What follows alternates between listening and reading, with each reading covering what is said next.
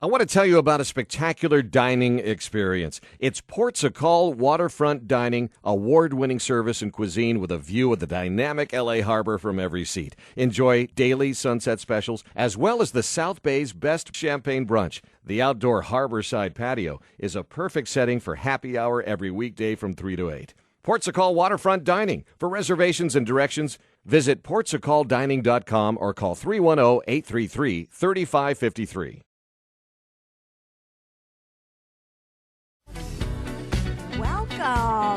Hey, Barbara. Hey, welcome to Living Out Loud. I'm Barbara Venezia, my co-host Rene Horsch. Hey. Great to see you once again. You've lined up some great guests for this show. Oh my God, we've got all kinds of great people. We've got Melissa Rivers. We're really excited to have her.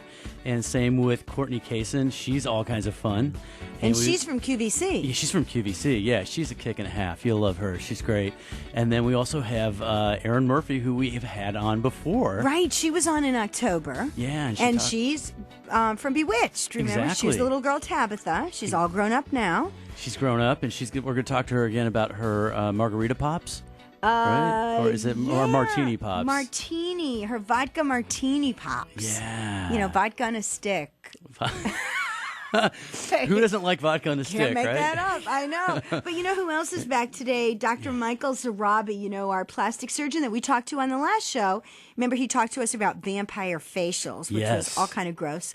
But today he's going to talk to us about what he calls a dad lift. Oh, my God. I need one of those. He developed it. No, you don't. Even though I'm not a dad, but I think I could use one. Well, you're a doggy daddy. I'm a doggy daddy. You are a Okay, doggy that's daddy. Right. But he's developed this technique for men. And I'm going to ask him about the target areas that men age in, because apparently they age a little differently than women do. He says that the most areas that plague men are marionette lines, which I'm not quite sure what those are. That's right here. Those are those nasolabial folds. Oh. Yeah. That's the technical name. Okay, yeah. so you know what? I know You're all about scaring me because you know way too much about this. But yeah, so we'll talk to him about men in plastic surgery. And since we are LA based, you know, I'm sure that there's We've got lots of plastic out there. Lots of plastic out there. But so we have a really, really great show. And you know what? This is like it's our anniversary, right? It's been a year exactly. Oh my gosh, you're July right. of last year is when we started this. Really? Yeah. You're so look, keeping track. Yeah.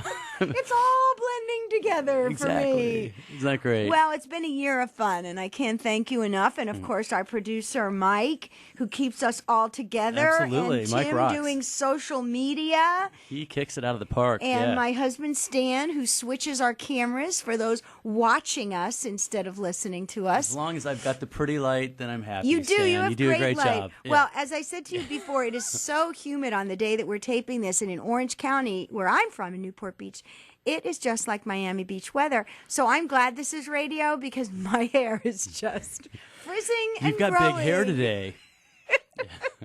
Frizzing and growing, but no regard for my hair. Let's get to our first guest because we've got an action-packed show. Absolutely. And Courtney Cason is on the phone. Hi, guys. How are you? Great. Hey, Courtney. It's so good to talk to you. Barbara, I was just listening. You talked about the hair day that you're having. Yes. It's a little Rosanna Dana here in Pennsylvania as well. So you're my friend. So So your hair's blown up too, huh? I mean, it's as high as heaven, as we like to say in the South, and big and full of secrets. well, I must use that, Courtney. Thank you. The higher the hair, the closer to God. Right, right. Yes, so I'm glad this is radio today. Here, yeah. So QVC, what brought you to QVC? You know, it's funny. 5 years ago, I kind of had a job in radio. I was doing marketing, and it was for a hip-hop station in Atlanta, and my girlfriend was like, you talk a lot. And at the time, I didn't know, like, what to think about that, like in a good way or bad way, but she was an agent, and so she submitted me for QVC, and that's kind of how it happens. I fell into it, and you know, after a couple of auditions and, you know, them not calling me back and then finally going in, it sort of worked out for the best. Now, we see a lot of great fashion for women on QVC, and I was sitting around the table the other night with a bunch of guys who, by the way, buy a lot of stuff on QVC. But one thing they don't see is men's fashions. Right. Well, we don't currently have anything on air to speak of, but I will say that we do have like a lot of athletic men's shoes, like the brand Clark's, I believe. Mm-hmm. Because last year my dad sent me 5 pairs of shoes for Christmas, and I'm like, dude, you're retired. Where did you even find these? So I didn't even know that we carried men's fashion on there, but we do have shoes and accessories. So okay. It's definitely worth a look. Okay. Now, the leading product categories, I would imagine, are beauty, electronics, home goods, right? Jewelry. That's kind of like asking who's your favorite child. On every day, there's kind of one favorite over the other. And working there, I'm kind of partial because I love beauty and fashion because to me, that's, I think when you're into that, that's kind of a gift from God, being able to do that every day. But, it's kind of like walking into your favorite department store. Every aisle is better than the other. So it kind of just depends on the day and who's watching. Now, you've demonstrated a lot of products on air. Any funny stories where products didn't maybe quite operate the way you thought they would? Well, there's 2 really good ones on that one. One time I was presenting on a cook day, and I love to eat and cook. So to me, that's I don't have to make dinner, go ahead and go into work. And one of our camera guys was shooting us, and a light fell off the camera. And when I tell you mashed potatoes went everywhere, it was like brand new shoes. I'd gotten them for my birthday, and I'm like, you know what? It just goes to show you we can't have nice things. So, yes, definitely that. And then another one would have to be presenting a Dyson. A lot of our customers always talk about their pets, and we offer pet tools. And someone called in and said they were so thankful for that pet tool because it was for their pet raccoon. So okay. That's definitely interesting and educational as well. Not exactly the average pet. No. Yes, exactly.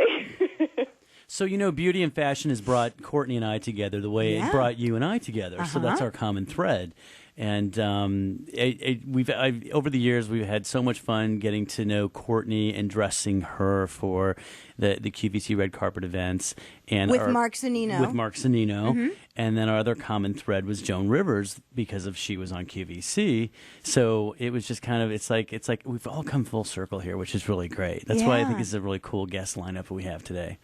Absolutely, and I'm so excited to hear Melissa Rivers because that's one thing about Joan is working with her. She was so nice to everyone, down to the host, down to the studio assistants, and I will never forget the first time I met her. She did a high kick in front of me, and I thought, I can't even do a high kick. This woman puts everyone I know to shame. No way. She did a high kick? Awesome. I can imagine, definitely. Yeah, she said something like, you're 25 years old, I'll show you. And I was like, you did, touche. Before we started the show today, earlier on in the day, the gal at QVC, Ellen, who I've been dealing with, she asked for a link that you could put on social media so that viewers and listeners could hear us today. And I wonder, how important is social media to QVC? I would say it's greatly important because QVC, I think, is in 300 million homes worldwide, which is kind of a big deal. So if you love to shop, you always know those 3 letters. Right. And I feel like with social media and the apps, you get real-time feedback. You're allowed to have a conversation and make a friendship with your customer and really kind of get a better idea of what she likes. And, if it's something that's shoes or beauty-related, we want to give them more of that. So for me, it's the opportunity to see who I'm talking to, because when I'm in the studio, it's just me and 4 of my friends, just kind of hanging out, talking about the things that we love. So it's nice to get to know her that way. So how much time do you spend on social media? Oh, gosh, probably tons. I mean, every time I go on air, I'm, on Facebook chatting, and then every time I come off air, Facebook chatting, and all throughout the day. So she's nonstop chatting. Conversation. Do they say to you, okay, take these products home and try them so that when you get on air, you have firsthand knowledge of how the product works? Absolutely. And I love when we get to sample things from beauty because that's like a brand new makeover. It's like, from 0 to 60, you can go classic or casual or really vamped up. And that, I think, is one of the things that has made me fall in love with our company so much is you never really stop learning, and there's always something new. So that's always really exciting to talk about.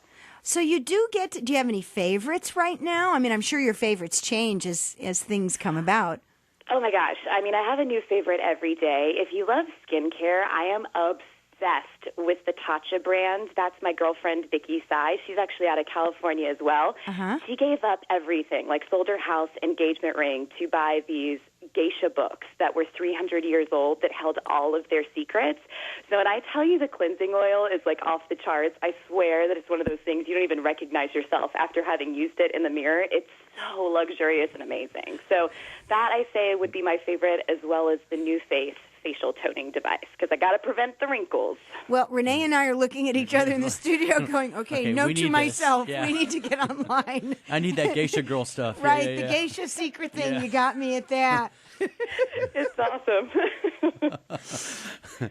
Oh, my God. So I was telling Barbara that you are their social media. Didn't they bring you on to QVC as their social media, kind of like you're the one in charge of dealing with that? Because when you first started, I think it was they weren't doing that before, the social media at QVC. No, they created that position for me because I think I might have been like the youngest host to ever come on board. And so they really kind of wanted to tap into this social media market. And with us, being part of New York Fashion Week and going out to California for Oscars Week, there was a lot of content, a lot of new things and new ideas. And so it was really kind of exciting to pioneer where we could go as a company with social media and have our customers tag along, but be so receptive to it as well. So now the customer that's watching you on the air, I mean, I know that my husband's aunt, when QVC, she's a QVC groupie, and gosh bless her. And so she would just pick up the phone and make the phone call and order something. But now with the social media, are you finding that people are just watching and then going online? Do they use their tablet, their phone? It's really interesting. Everybody kind of has their own preference, which is really nice, because for me, I've never picked up the phone to call in an order. I always go on QVC.com or use the app. But there are people that only use our automated ordering, or they love to talk to our customer service representatives. So I think it's one of those things where, it's as quick and easy as you need it to be. And it's one of those things where you quickly say, hey, I'm an internet girl. Hey, I love talking to customer service and getting her opinions. And I think that's what's so nice, is because we really cater to, our customer that's been with us for a long time, as well as the new ones as well. Okay. I can see that. So you're very well diversified then. That's good. Yes. Yeah. yes. I think that you'd want to be firing up your phone and talking because you're such a good chatter, Oh, thanks. Yeah.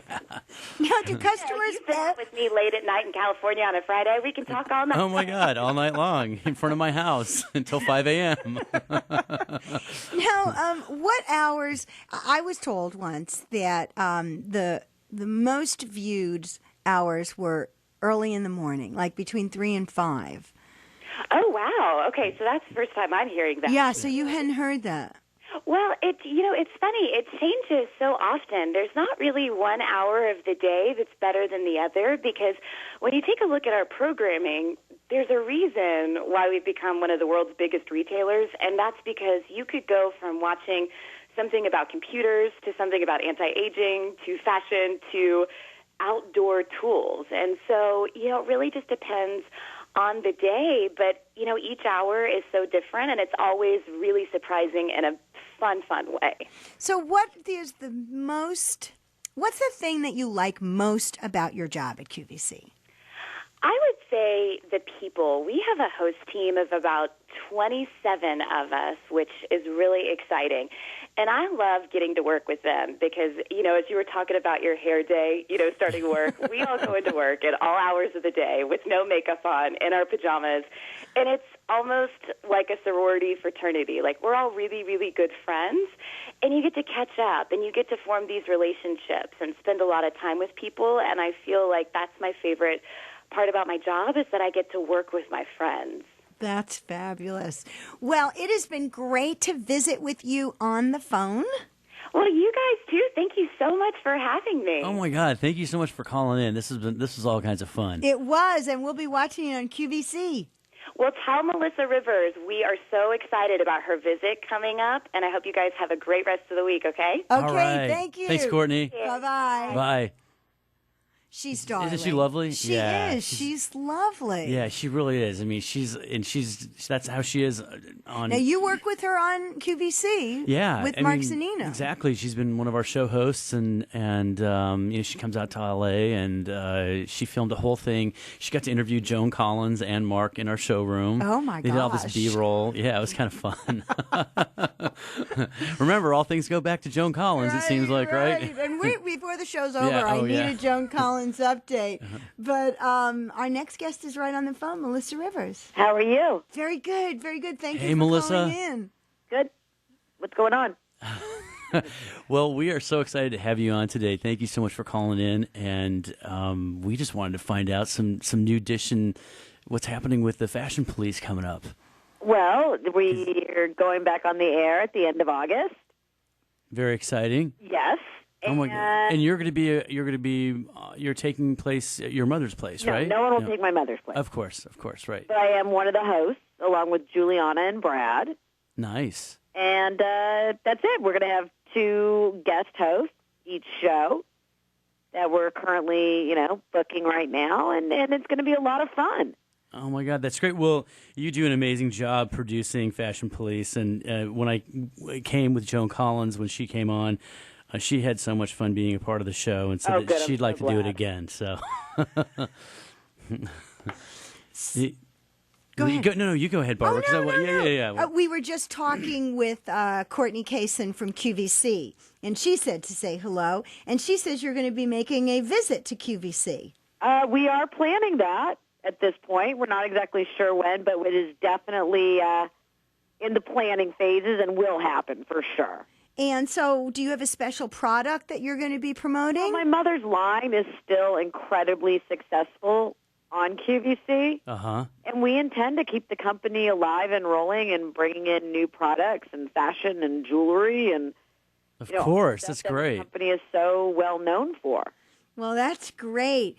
Talking about Fashion Police, I know that after your mother passed and she wasn't on the show, that show seemed to take a left turn. Any thoughts about that? A lot.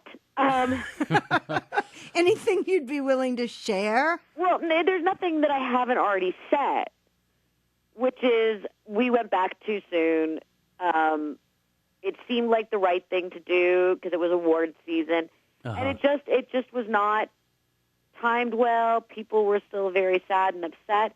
And the new mix just didn't gel.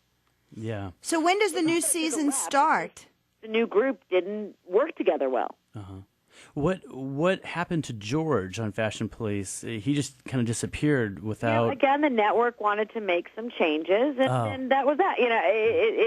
Everyone keeps looking for all this deep meaning in it. Uh-huh. There wasn't any. Uh-huh. Everyone's like, well, and this would happen, and that was like, guys, we tried to reformat the show. It didn't work out. Yeah. It's pretty simple. Now, you've been traveling and doing book signings with your latest book, The Book of Joan, Tales of Mirth, Mischief, and Manipulation. Yes. How has that been going, and how has the reaction from the fans that you've met on your book signings been? Oh, the reaction has been amazing. We've been, we spent 6 weeks in the top 10 on the New York Times bestsellers list. Just last week, we were still number 1 in humor. Oh, congratulations. That's great. So it's been wonderful, and the outpouring of support and love from the fans has been really humbling. Now, in the book, you share stories about growing up in a celebrity world, obviously. Was there anyone you met as a child who really left a major impression on you, good or bad? Oh, gosh. I was always enamored of sports figures. Uh-huh. But I do remember the year that Star Wars came out, I got to meet Mark Hamill. I'll never forget that. That was a huge deal. And then, that was the biggie. That was the big. I mean, I still remember, my parents woke me up to meet him. It was a big deal. I put on my Star Wars T-shirt completely. Oh, my God. I hope you still have that Star Wars T-shirt. Wherever I was, that was just like the coolest moment ever. Now go ahead, Rene. Oh no, I just want your mother's style was so very chic, and you seem to be more casual and sporty and athletic. Was your father? Was he athletic too?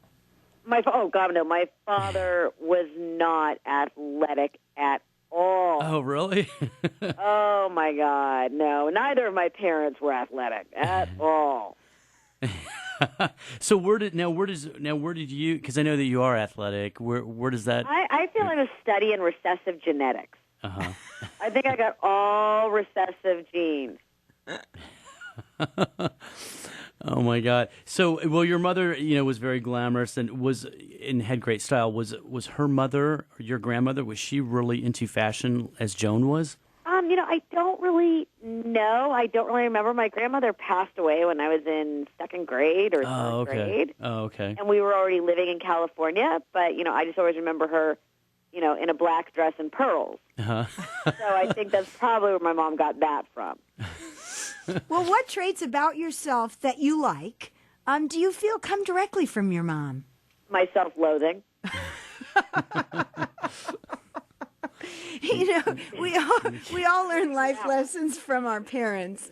What lessons do you think you're going to pass down to your son? Oh God, I feel like if I haven't done it yet, I'm in trouble because he's 14. What lessons am I going to pass down to him? Oh God, that's just like a big, broad question. To be a good person. There you go. That's great. You want to be that guy. You want to be the one. You want to be solid. You want to be a good person. You want to, you want to live a life that you can be proud of. Yeah. Absolutely. Yeah, absolutely. Mother-daughter relationships are so complex. I know mine with my mother was. And your relationship with your mother was something I always admired. No, it was complex. But you seem to make it work better than I did. Oh, absolutely. But, people are like, they're all like, the most celebrated mother-daughter duo. I think the reason people related to our relationship was because everybody could see a part of themselves in it. Yes. Whether it would be when we would get along or when we would fight or when we would have very different opinions on things, different ways of approaching things, stylistically different, yet we always still seem to come together in the end. Do you have a favorite moment or a favorite memory from the red carpet with your mom? Oh, I can't answer that. Too many? Too many. Too many, but I think one time we were live, and like in the first 3 minutes of the show, she said, "Let's find out. We're going to see. Don't go anywhere." She was talking to the break.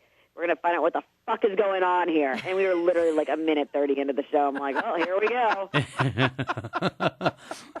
go."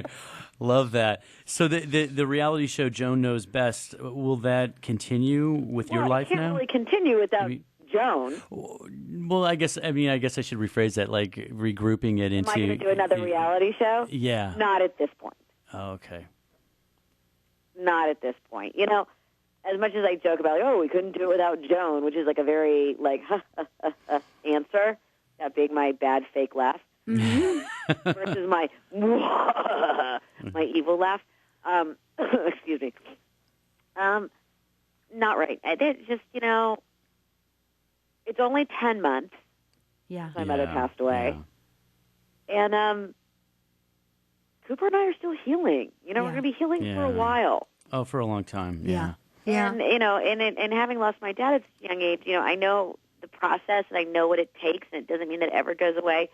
But I don't think right now is the time to let cameras into our private life.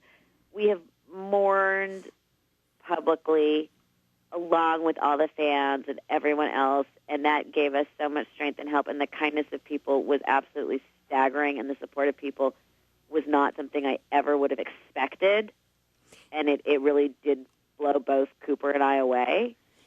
Was writing the book part of your healing process? Well, I wrote a funny book. Right. Uh-huh.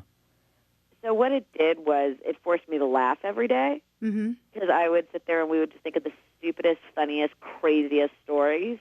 So it really did. It was, almost laugh therapy. Uh-huh. But no, for reality show, we need time to just be Melissa and Cooper for a while before we know what that is. What is the one thing you hope readers take away from the book? Oh, I hope they laugh. Mm-hmm. I hope they laugh, because that was the intention of the book. I set out to write a book that would make my mother laugh. And I think you've done that. Oh, my God. Yeah, I went to your book signing at the Grove, and you shared a story about your mother. I guess there's a little market or a shopping mall down the street from where you live, that she was hitchhiking back to your house. Yes, that would be... Can you share a little bit of that with Barbara? I kind of just touched base with it before the show, but literally, the little shopping mall he speaks of is the corner of Pacific Coast Highway and Sunset Boulevard. Okay, yeah. Big, giant van.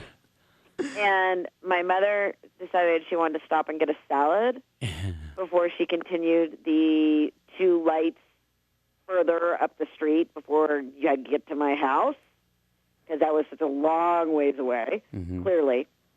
Yeah, because you live up a steep hill. I mean, I can't imagine your mom hitchhiking up that. Well, I live 3 minutes from the market. This was not like, oh Lord, it's an hour-long journey. I need to sustenance. Yeah.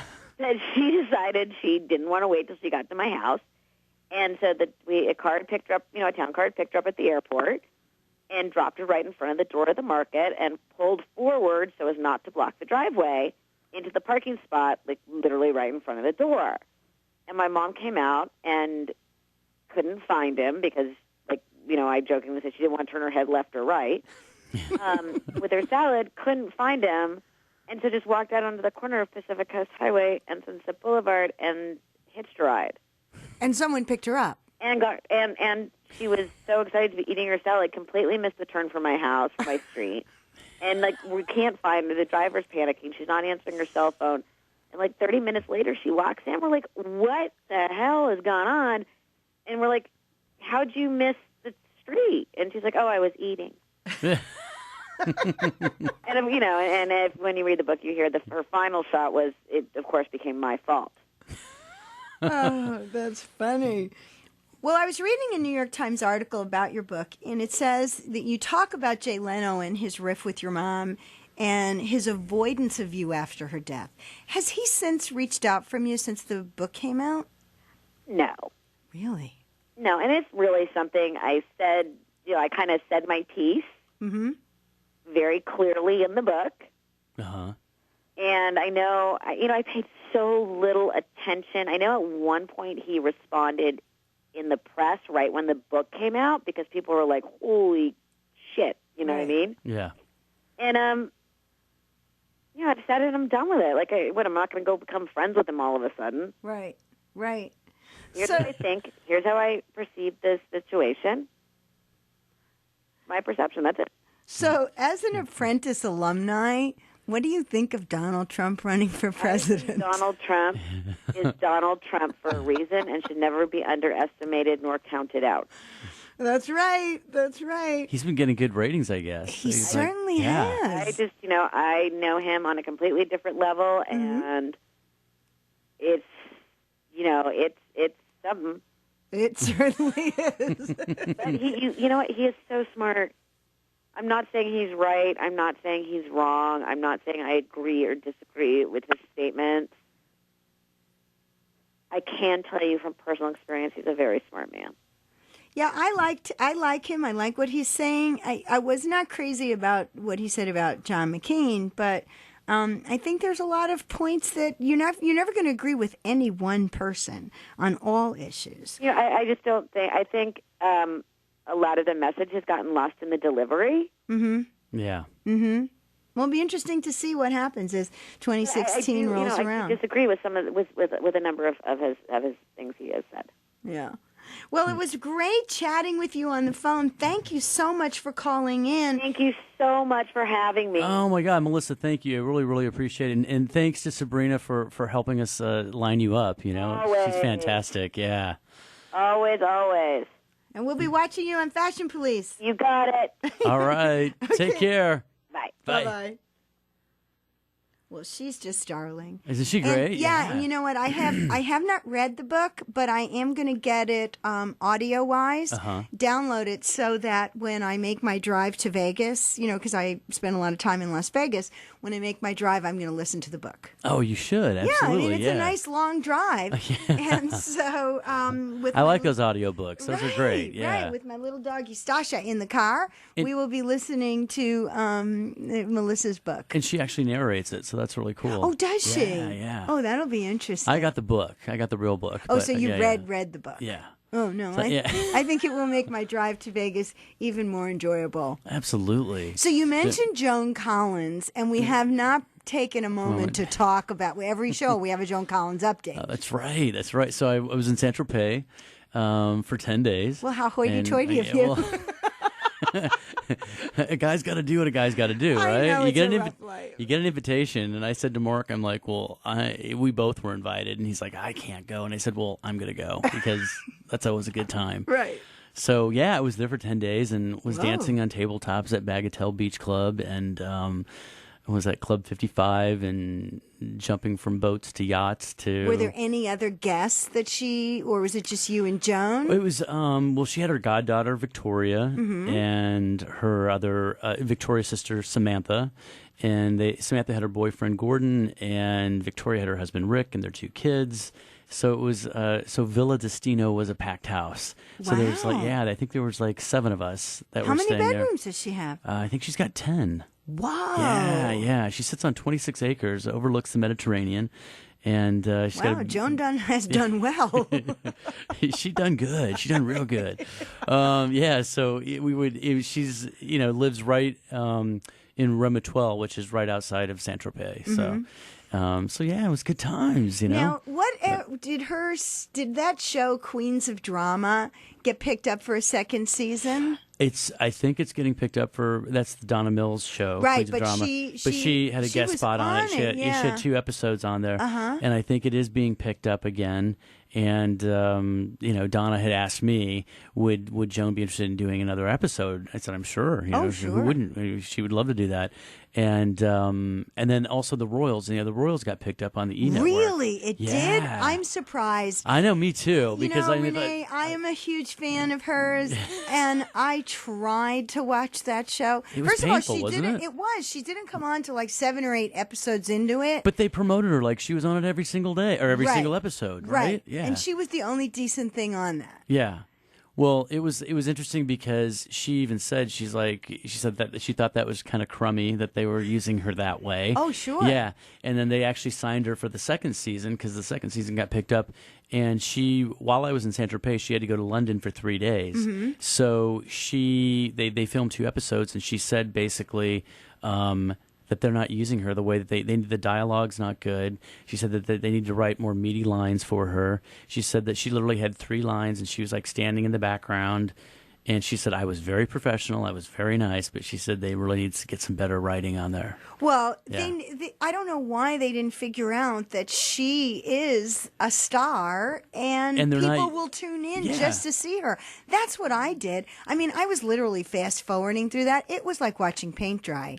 And plus, it was just stupid. Isn't it? Yeah. Okay, so I'm not convinced. I'm good. So I'm glad that you and I are both on the same page. I mean, I like fiction and drama, but this was just so ridiculous. Yeah. The son who likes the girl who isn't royal, and then the daughter who's kind of a party girl and sleeping with all the wrong men. And it's supposed to be kind of like a modern day Dynasty, but it's not. The writing's not there. No, right? I'm not convinced that actually goes on in Buckingham Palace. Right.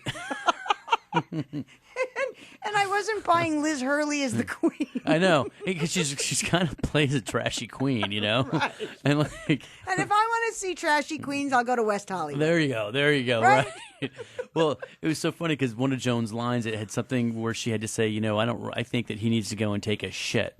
Is that what they wanted the line to say? Yeah. I can't imagine Joan saying And Joan said, she's like, I'm the Duchess. She's like, a Duchess would never say that. She said, she would say, I think he should go to the loo. Right. Or, say something a little bit more dignified. And I was agreeing. I said, absolutely. And she was fighting with the writer and producers and basically saying, she's like, I'm not going to say that. because the Duchess of my stature would Right. not be saying something like that. Of course not. But they've got Elizabeth Hurley saying all these types of things. So I think that they want Joan Collins to jump on board to say similar things. But No, anyway. I didn't like that show at all. And so I don't think I'll be maybe I'll tape it the nights that I think that I know Joan's on, and then I'll fast forward to her part and then fast forward. But it sounds like you had a great summer. Yeah, it was great. It was. I didn't want to come back. I had a really nice time. Well, sure, 10 days in San Tropez. Oh my God, have you been? No, I have not. Okay, you and Stan, you guys need to go. I know. It's on my bucket list. That and the Grand Canyon. Okay. Well, the Grand Canyon is right in your backyard, right? Basically. Right. Yeah. Well, we've been having all kinds of fun because, it's the middle of summer and it's the Orange County Fair. Oh, that's right. Yeah, so Orange County Fair. Stan's the man out there, right? Yeah, Stan's a Fair Board member. This is he's in his 4th year as a Fair Board member. He was appointed by Governor Jerry Brown. And we've just had a really, really fun time. So far, I've seen Gabriel Iglesias, the comedian, and he was all kinds of fun. And that was a sold-out show, 8,200 people. Now, the other night was Willie Nelson, and it got rained out the first time that the Pacific Amphitheater got rained out. Oh, wow. Yeah, so that was not great. Oh, that's right.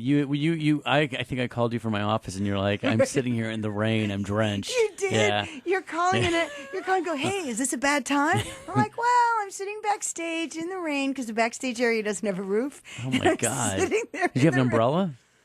Yeah, but I didn't want to put it up because I didn't want to knock anybody's eye out. Oh, so I okay. just sat there with my raincoat and my rain hat, and the rain just poured down on me. But I didn't really matter because it was nice and warm. Oh, and right. It was kind of novel. Yeah. I was just hoping that my eyelashes wouldn't just kind of start to drop off. You don't want those eyelashes to blow off. Exactly. Then it starts messing with your look. That's never Right. good. Yeah, Trust me, Rene, my look was not happening that night. And so you called me up, and I was just sitting there. I was hoping that the rain would stop, so that they could, have the show. But it was too bad. The weather was too bad. So I guess they'll reschedule it, and people can come back and see the show again, or they can turn their tickets in. But I don't know when that'll be. I'm sure they'll post it on the website.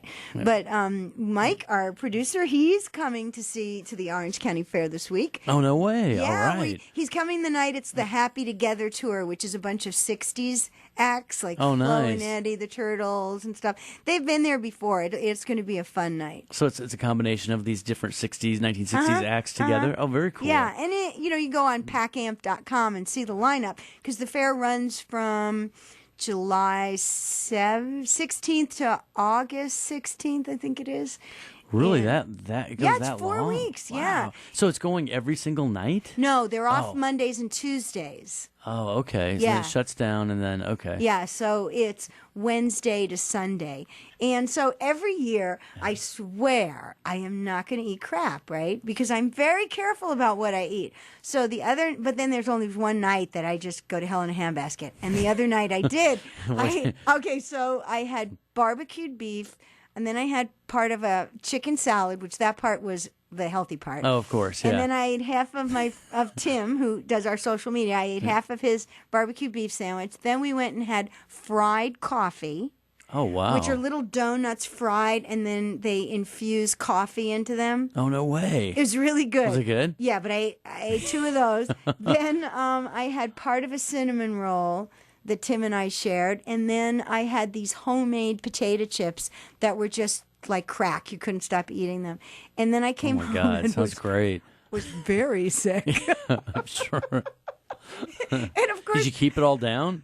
I managed to. Oh, there you go. But it was a restless night of Pepto-Bismol and oh my gosh. And so now I have had my one night of crazy eating. I am certainly not doing that again. I'm not used to eating fried foods, but I'm not quite sure it was the fried foods. I think it was the combination of foods that I chose. Poor choices. Poor choices, Barbara. Come on. Yes. So they've got all this fried food out there, Right, then now are there carnival rides out there? Oh, there's great carnival rides out there, and there's carnival rides like for little children up to, just dropping from the sky for just crazy, people.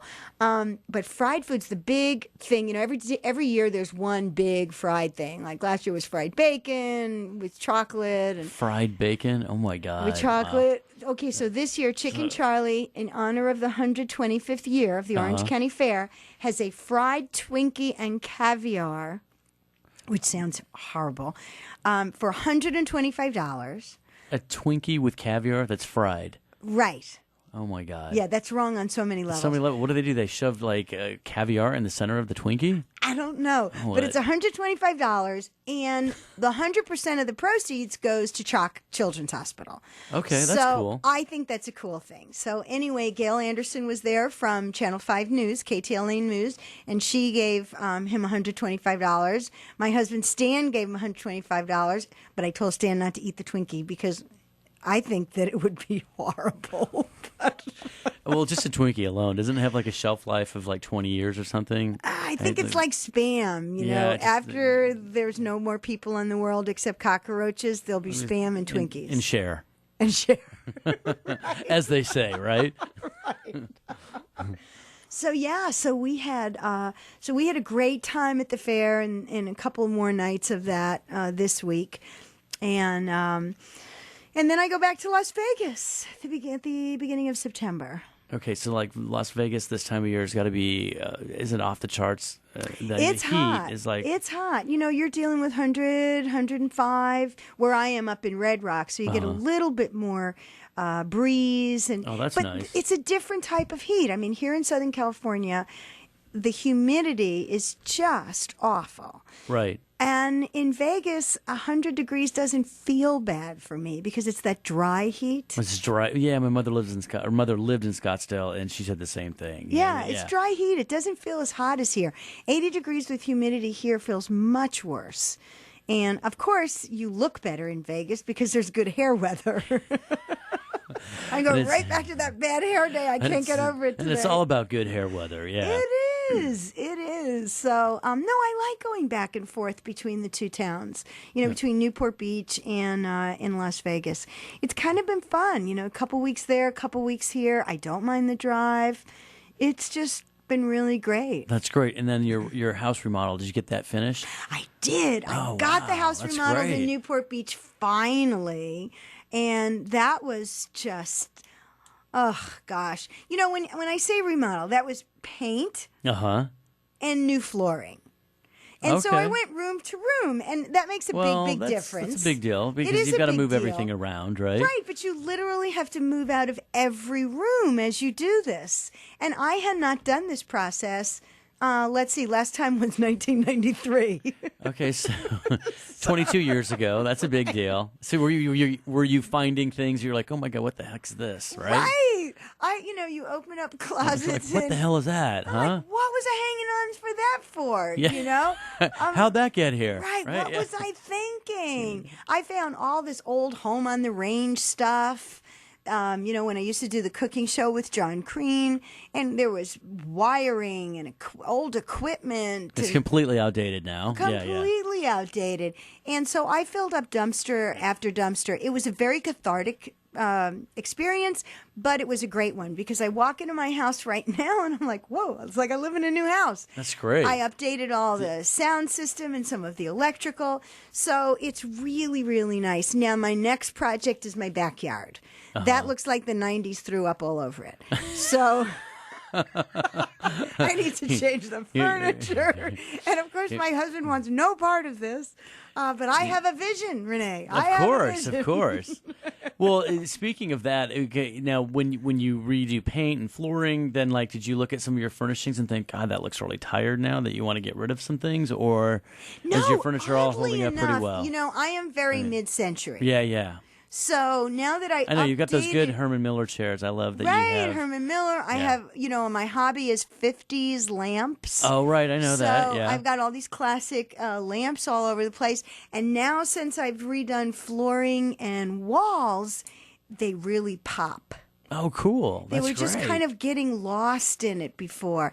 And now you really see these things, and they took on a whole new look. So I'm very pleased with what I've done so far. I have a little bit more left to do, but I'm not going to do it this year. I'm going to wait till 2016. I just want to party out the rest of 2015. That's right. Rock out, Barbara. Rock out, I just want to have some more fun with you and Mike and the radio. So I'm enjoying all of that. Well, and speaking of fun, didn't you just have a wedding with your buddy Kevin and yes? Okay, DWI update. Yeah, okay, yeah. DWI, our Tupperware drag queen from Ohio who visited us in the studio. Yeah. Well, him and his partner Jeff Lang, from MyGayDecorator.com, they came to Las Vegas week before last and decided to get married. So we had a wedding at the Viva Las Vegas wedding chapel, and it was an Elvis wedding. And Elvis came in a pink Cadillac into the chapel. Drove the Cadillac in? The Cadillac into No the way. chapel. And then there was all this smoke first that started, and we're all looking around, and Stasha was the ring bearer. She had a little pillow on her back and the 2 wedding rings. And then these big doors opened, and this pink Cadillac comes in, and Elvis is singing on the microphone. It was very spectacular. They streamed it on the internet, so all their family and friends in Ohio could see it. And Stan and I, of course, were standing up, for them, as was their cousins, Ginger and Jeff. And it was 15-minute ceremony that just blew me away. Elvis sang 3 songs. And then he had this very funny thing, do you pledge your hunka burning love? I mean, the whole ceremony was little bits of that Elvis, trivia. So we had a really, really great time in Las Vegas. Yeah. And then where was the reception? My house. Oh, great. Nice. Yes. So this was like in what, downtown Las Vegas? It's right in the old part of downtown Las Vegas. And then, of course, we drove up to Summerlin and we had... and our next guest is on the phone, Dr. Michael Zarrabi. How are you? Great, wonderful. It's really nice to be back on the show. Hope you guys are well. Oh, we are, and we really appreciate you coming back on. We loved talking to you last show about the vampire face lifts. We get a lot of feedback about that. But today, let's talk about dad lift. Yeah. Now, this is something that you've created, that you've coined the phrase dad lift. Correct. Well, what in my practice, we've definitely noticed over the last several years a big increase in the number of male patients who are seeking out plastic surgery. And in my practice, patients really come in, especially male patients come in, and they're looking for less invasive procedures because they want to look better, they want to look younger, they want to look hot, and yeah, absolutely. And so there's a growing population of dads out there who are having kids at a later age, and they're coming in, and I keep hearing this again and again. They say, I'm out with my kids, and I don't want to look like that old dad. So they've married younger. They married younger. They started out later in life and having kids, so they're coming in. And so we have basically developed a procedure that's a combination of different types of dermal fillers. So we use fillers for superficial fine lines. We use different types of fillers for deep lines, and we use different fillers for volumization of the face. We add Botox, and then we also do some laser resurfacing in order to really help give the patient a more youthful appearance. And dads really love it because a lot of them aren't really ready for a facelift, and there's still a little stigma for men to have, big cosmetic procedures. So they like the less invasive, and it's been really popular in my practice. So how long does it, but the fillers, how long do they last? Well, different types of fillers have different life expectancy. So there's one particular filler that's called Voluma, and that can actually last up to 2 years. The other fillers will generally last up to a year. But, your body slowly breaks it down over the course of months. So it's not like at 2 years it's suddenly gone. It'll slowly degrade, and by two years the product is essentially gone. So and if you exercise, doesn't your body eat that up more quickly than someone that doesn't exercise? I haven't noticed that. Sometimes I've noticed in areas where there's more movement, say women who come in for lip augmentation, and we're putting filler in the lips because there's a lot of movement around the perioral region. Sometimes the filler won't last as long, but, we have a lot of, healthy, athletic men and women in our practice, and I don't think that they metabolize the fillers any differently.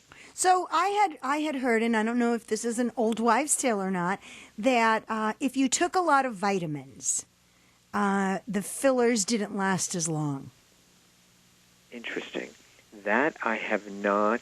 I've never heard of that either. That sounds I have not heard interesting. of that either. Okay, well, I hear a lot of weird shit, so you can't go by me. I hang out with crazy people. So the laser resurfacing, because that's something that I was thinking about. And now I'm very confused in doing my research online about laser resurfacing because there seems to be so many different laser procedures. Yeah, there's like Fraxel, right? That's a laser. Is that right? There's Fraxel, and that's one of the lasers that I think has made huge headway in laser resurfacing.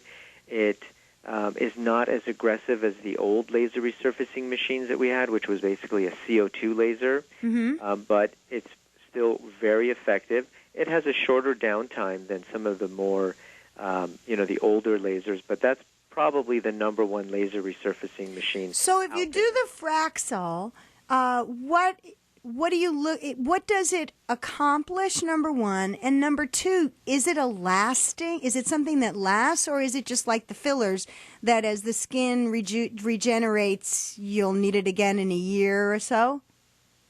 Well, that's a really good question. So the way that the Fraxel actually works is it uses laser energy to cause a deep heating of the collagen, and so it causes essentially on a microscopic basis, it causes little burns underneath the skin, and that stimulates further collagen production. So the new collagen that's produced makes the skin look thicker, healthier, helps with a lot of fine lines. But remember, we continue to age, so it's not like the results suddenly disappear at a year, but we do continue to age. But these patients who are having Fraxel may have a series of them, and then they may not come back for several years to have another round of treatments because they say, well, I'm starting to see the fine lines coming back. But that's just because of the natural process of aging, not so much that the Fraxel wore out or the body got rid of it. So some of the claims... Totally makes sense. Yeah, Some of the claims I see as I've been looking online is that, you don't need a facelift because the Fraxel will tighten your skin. I thought it was just to smooth the skin. Well, it does. It's definitely good for smoothing the skin. And I'll tell you what I'd like to tell patients who come in and they're considering some type of a cosmetic procedure. So, the face is very much like a bed. It has a frame, a mattress, and then you have the sheets that cover the bed, right? So the frame is the skeletal support. And as we age, we actually do lose some skeletal support.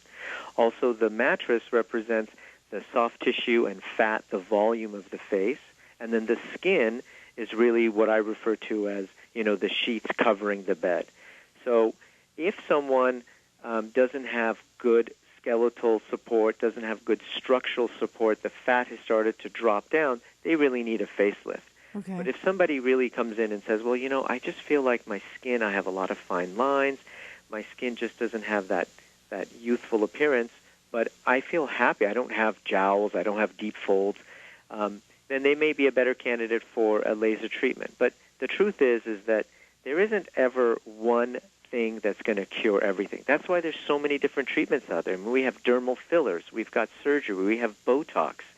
We have lasers, because each and every one of them kind of addresses a different aspect of the aging face. So you say you're seeing more men come in. Are the men in what age group? Is there a demographic? Are they professional? Are they over 50? Are they married, single? We see patients from every age group that you mentioned, and they tend to come in. They're different groups of men. So there's definitely the daddies that come in and they want to generally look more youthful, and so we offer them procedures like the daddy lift. We have a lot of men who come in who may be, younger in their 30s. They're still very athletic, but they want to have a more refined, abdomen. So then we'll do some high-definition liposuction. I like that. I have bodybuilders who come in, and maybe they've had a history of steroid use, and they develop male breast tissue. Oh, they get those male bitch tits, boobs. yeah. Bitch tits, Yeah. I never heard. Yeah. So we do that. But I'll tell you, a really big growing segment of the male population are the professionals, the men over 50. I have a lot of patients who are real estate agents or they're in the corporate world, and they want to look young because they want to stay competitive. Right. They want to stay in the game, yeah. Do you find that men coming to you are more concerned with procedures for their overall body or for just the face? That's a really good question. That's hard to answer. There's patients come in for all sorts of different reasons. Definitely the older men come in and they want to look more youthful, so they're tending to have procedures related to facial aesthetics. Younger men come in and they're a little bit more concerned about their body because, their face, they're still pretty young and youthful. They're not really concerned about that. So different age groups come in wanting different types of procedures. Now, I know for women, okay, if you're going to go in to get your eyes done or whatever, you just expect that you're going to have a certain amount of downtime. And I personally believe that women are better patients than men. Having a husband at home who every time he gets a cold is not a good patient. Do you find that men are not going for the bigger surgeries because of recovery time? Is that a main question, is how long is the recovery time, and if it's too long, they opt for something else?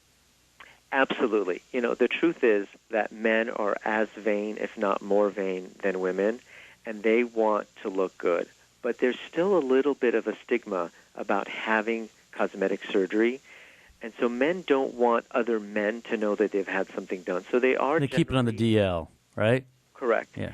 They're coming in and they're doing Botox and fillers. They're coming in and doing cool sculpting to freeze the fat because they don't necessarily want the downtime, and they don't want other people to know that they've had something done. But for other men, having plastic surgery it's a bit of a status symbol. They want others to know that they've had something done. But for the it's most a rite part, of passage in my book.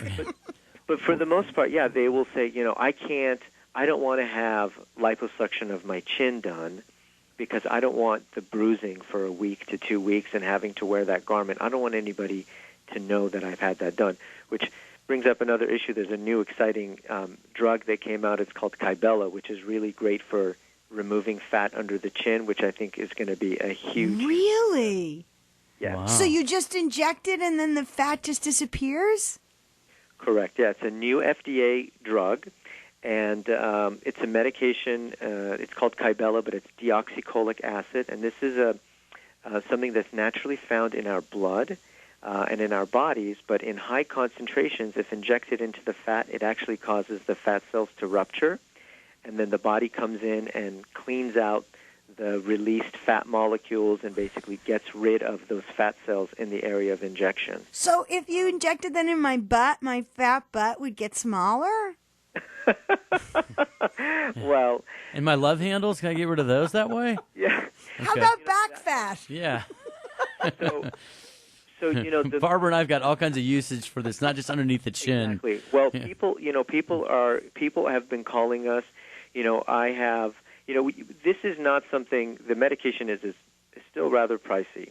So you can imagine that for an area just underneath the chin, each treatment costs about $1,200 to $1,300, and patients need 2 to 4 treatments. Oh, wow. That's pricey. Imagine if we were doing love handles with this medication. It's Oh, my really not God. indicated. So if you were just doing a lower facelift, what would it be? Is it comparable in price? Oh, well, a facelift is obviously going to be a lot more expensive. The national average for a facelift is probably around $8,000 to $9,000. But, there are some guys in Beverly Hills who charge $50,000, and there's guys, in Los Angeles who may charge only $6,000 or $7,000 on the bottom end. But average cost is probably about $8,000 or $9,000 for just a lower face or neck lift. So I've got a really great question because we're going to run out of time. But when you're doing a man's facelift, okay, you lift a woman up and she looks exotic and beautiful. You do that to a guy. I mean, look at Burt Reynolds. He turned into Barbara Eden. I mean, did you see what happened to him? And Kenny Rogers? Or Kenny Rogers? Yeah. Is it because you have to pull a man's face back, and in a woman you pull up? Is that correct? The technique. Yeah. I mean, there's got to be two different techniques because you pull a guy up and suddenly you've feminized him.